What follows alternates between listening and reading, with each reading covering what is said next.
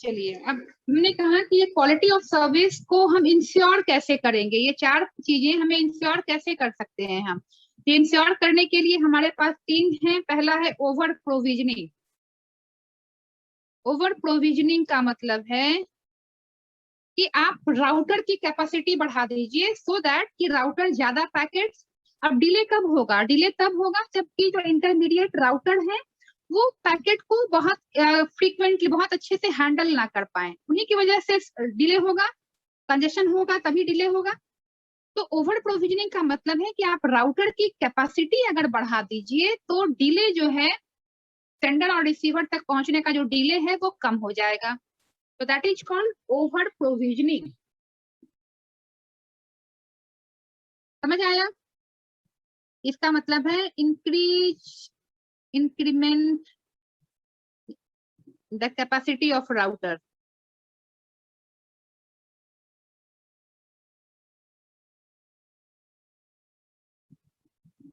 ठीक है, देखो ओवर प्रोविजनिंग मैं फिर से बता रही हूँ कि हमें डिले को, जिटर को, इन सबको कम रखना है, रिलायबल बनाना है और बैंडविड्थ को पूरा यूज करना है। तो डिले कम करने का एक जो कैसे कर सकते हैं उसमें पहला है ओवर प्रोविजनिंग। ओवर प्रोविजनिंग का मतलब हम राउटर्स की कैपेसिटी बढ़ाते हैं सो दैट सेंडर और रिसीवर के बीच में डेटा ट्रांसफर में डिले कम से कम हो। क्योंकि जब अगर राउटर अच्छी कैपेसिटी के होंगे, ज्यादा इफिशियंट होंगे, तो वो पैकेट्स को क्विकली प्रोसेस करेंगे और हमारी डेटा ट्रांसफर फास्ट होगी। दूसरा जो है दैट इज बफरिंग। बफरिंग मैंने तुम लोगों को टोकन बकेट में ही बताया था। हर राउटर जो है कुछ पैकेट्स को स्टोर करके रखता है। तो जब आप बफरिंग की कैपेसिटी राउटर के पास बढ़ाते हैं तो पैकेट जो है वो ज्यादा आप भेजेंगे और that will not be discarded, that will be stored in the buffer. ठीक है। और थर्ड होता है शेड्यूलिंग। शेड्यूलिंग का मतलब है कि एक राउटर के पास मल्टीपल यूजर से या मल्टीपल सेंडर से डेटा आ रही होती है। मल्टीपल सेंडर्स के पास से इसके पास डेटा आ रही है, तो किसको पहले प्रोसेस करेगा? That is called scheduling. अगर इसकी शेड्यूलिंग सही होगी तो मतलब शेड्यूलिंग ऐसी होनी चाहिए कि सभी जो डेटा जो अलग अलग चैनल से आ रहे हैं सबों को इक्वल टाइम मिले या इक्वल मौका मिले और सबों की डेटा प्रॉपरली आगे जाए। शेड्यूलिंग में तीन टाइप होते हैं, बहुत डिटेल में नहीं पढ़ना है। पहला होता है FIFO queuing, first in first out. जो पहले आएगा वो पहले आगे प्रोसेस होगा। प्रायोरिटी क्यूइंग, मैंने बताया कि हमारे पास हेडर में एक प्रायोरिटी फील्ड होती है कि जिसकी प्रायोरिटी फील्ड ज्यादा है, अगर वो प्रायोरिटी वाला डेटा है तो उसको पहले हैंडल करना है। और तब नेक्स्ट होता है वेटेड फेयर क्यूइंग।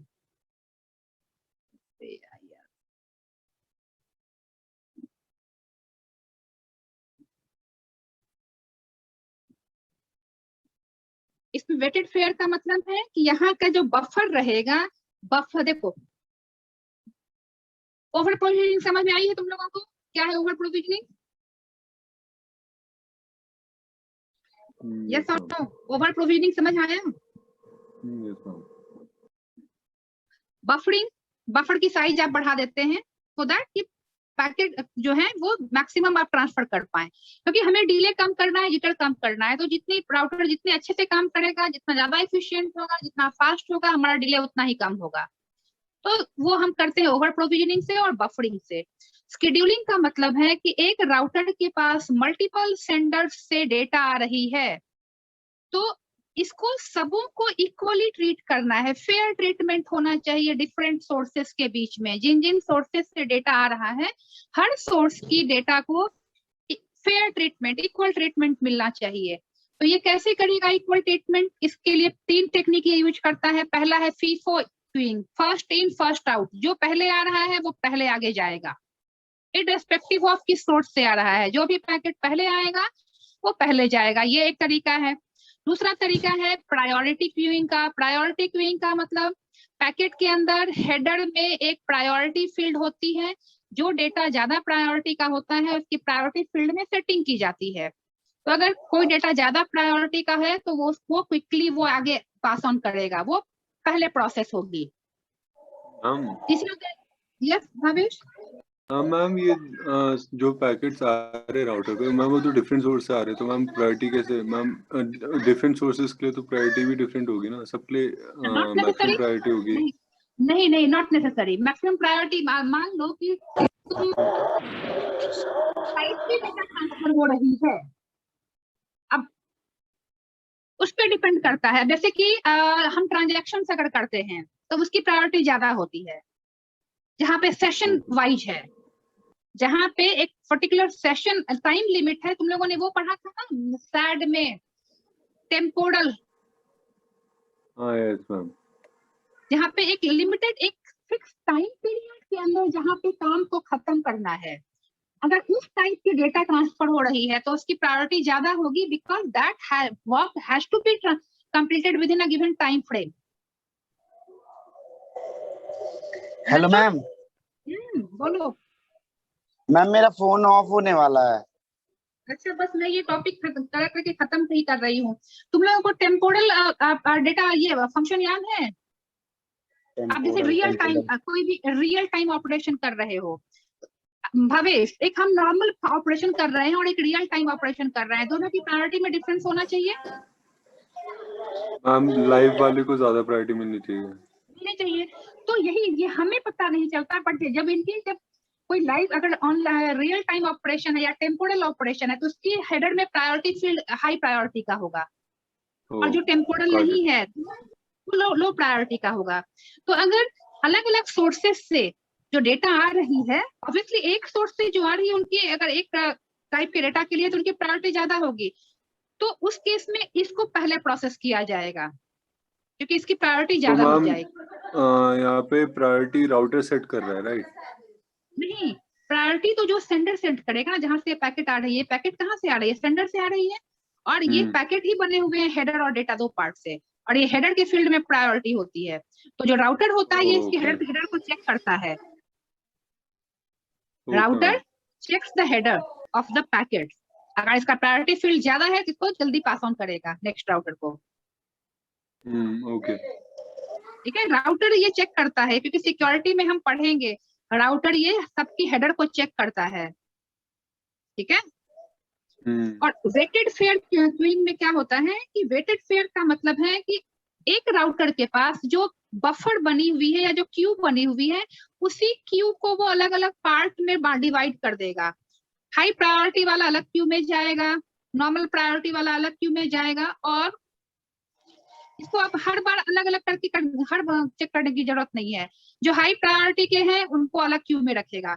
तो क्या किया इसने, अपनी क्यू को ही अलग अलग पार्ट में डिवाइड कर दिया। That is called weighted fair queuing, कि आपने क्यू को ही अलग अलग वेटेज दे दिया है।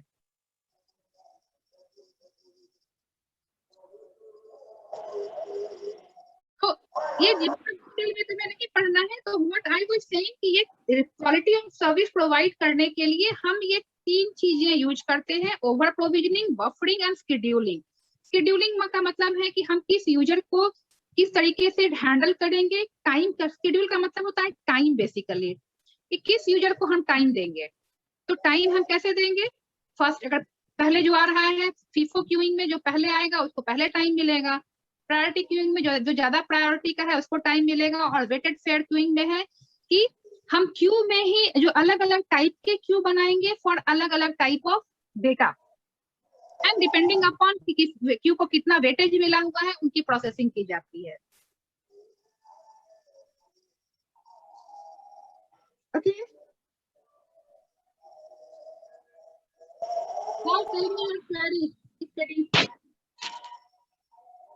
मैम कोई डाउट नहीं है। Very good. तो अभी ट्रांसपोर्ट लेयर में एक टॉपिक बचा हुआ है, सिली विंडो सिंड्रोम। ये करने के बाद सिली विंडो सिंड्रोम, ये भी इंपॉर्टेंट है, ये हम अगली क्लास में करेंगे वेडनेसडे। अच्छा, Ajay have told me to change the time again, तो मे बी मैं ग्रुप में डाल दूंगी, नेक्स्ट क्लास से हम 7 PM से फिर से करेंगे। Ajay may not able to attend, may be he is working, तो उससे गाय दिक्कत हो रही है। So he has dropped a message in the group right now.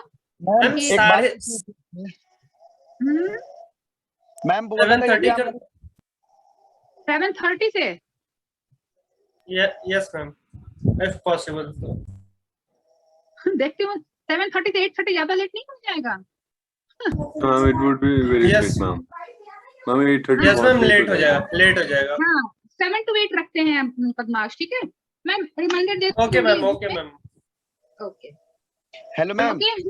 हाँ मैम एक अभिषेक बोलो। मैम बोल रहे थे कि हमारे एग्जाम फॉर्म के डेट अभी और बढ़ेंगे या नहीं? 30 जून तो हो गया है। 38 जून हो गया मैम। ओके मैम, मैंने देखा ही नहीं इस बार, साइट ही ओपन नहीं किया 2-3 दिनों से, इसीलिए नहीं पता था। ऐड करके देखो, आज ही आया है। Yes Padmash, you were saying something. Ma'am मैं बोल रहा था इस संडे को अगर आप फ्री हो तो एक एक्स्ट्रा क्लास रख सकते हो, मेरे को थोड़ा कुछ बिल्कुल, टॉपिक्स अगर में डाउट डाउट है, है। हाँ Yes, डाउट ma'am. है तो रख लेंगे, नो प्रॉब्लम। तो इस संडे को एक क्लास। हाँ अपने डाउट Yes, इकट्ठा ma'am. कर लो, फिर संडे कर लेते हैं। अभिषेक तुम्हारी भी एक आधा क्लास छुट्टी हुई है। यस मैम, मैं अपना करके आ जाऊंगा। हाँ तो मैं टाइम बता दूंगी, जिसके इसके भी जो भी डाउट होंगे संडे आज ज्वाइन कर लेना। Okay ma'am. मैं टाइम के लिए अपडेट कर दूंगी। तो next class will be on Wednesday 7 PM। Thank you so much, good night. Good night ma'am.